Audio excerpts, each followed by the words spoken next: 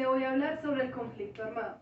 Los temas a tratar hoy son el Bogotazo, el Frente Nacional, narcotráfico en Colombia, la toma del Palacio de Justicia, los paramilitares colombianos, conflicto armado, Estados Unidos, el conflicto colombiano y acuerdo de paz. Sobre el Bogotazo. El asesinato del candidato a la presidencia liberal, Jorge Eliezer Gaitán, el 9 de abril de 1948. Este propició una ola de violencia en la ciudad de Bogotá, conocida como el Bogotazo. El 9 de abril, lo que nos quiere hablar es que el 9 de abril de 1948, Juan Roa Sierra fue el autor del asesinato de Jorge Eliezer Gaitán. Al ver el asesinato de él, las personas a su alrededor decidieron también asesinar a Juan Roa Sierra. Lo dejaron desnudo y destrozado enfrente del Palacio Presidencial. De Gustavo Rojas Pinilla será la reorganización del país mediante la alternancia en el poder de los partidos liberal y conservador.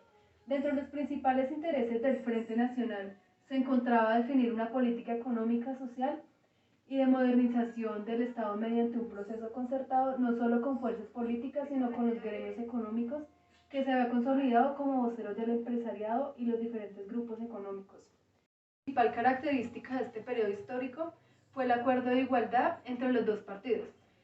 Una causa económica fue la pobreza de la gran parte de los colombianos y una causa también social fue la igualdad económica y exclusiva de ciertos grupos. El conflicto armado es el narcotráfico en Colombia. Este se refiere al negocio de drogas ilícitas de efectos psicotrópicos en Colombia. Así como la evolución histórica de esta actividad económica, varios dirigentes nacionales han sido acusados de alianzas con grupos de narcotraficantes y los grupos armados ligados al narcotráfico para ganar poder político y económico. El narcotráfico se debe a la venta de drogas ilícitas en Colombia. El narcotráfico y lavado de dinero tienen tres características. La primera, el asentamiento geopolítico, que es algo guiado por el afán del poder y después del dinero. El notorio aumento pese a lo político. Y tercera, la utilización de máquinas para poder continuar el narcotráfico. El conflicto armado y la toma del Palacio de Justicia.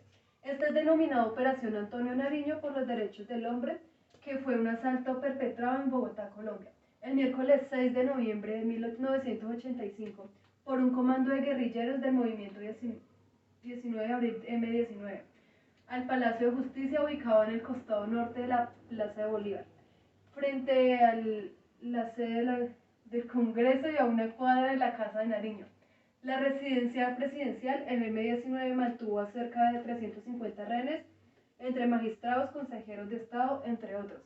El objetivo de este era presionar al presidente de esta época, quien era Belisario Betancur, para que se presentara en el edificio, ocupado de hacerle un juicio político por el incumplimiento de unos acuerdos firmados. El gobierno se negó a negociar. Voy a hablar del conflicto armado es los paramilitares colombianos. Nos dice que los grupos paramilitares o autodefensas surgen en Colombia y se han caracterizado desde los años 60 por tener uno de los conflictos armados internos más largos de América Latina. Esto nos dice que los grupos paramilitares surgieron en Colombia como un mecanismo de defensa privada, por decirlo así, de la propiedad frente a la guerrilla de extrema izquierda de Colombia. El conflicto armado en sí.